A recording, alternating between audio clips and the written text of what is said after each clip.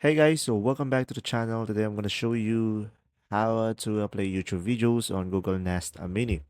So first thing is use a voice commands with YouTube Music. So you could say something like, "Hey Google, play Lani on YouTube Music," and a YouTube Music Premium subscription may be needed for this solution.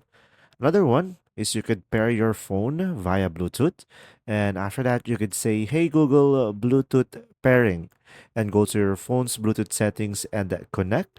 And from there, just simply play a YouTube video on your phone, and the audio will play through the Nest Mini. Another one is cast audio from YouTube app. So make sure both devices are on the same Wi-Fi. And the YouTube app, tap the cast icon and select your Nest Mini, then play a video and should be able to stream music or audio.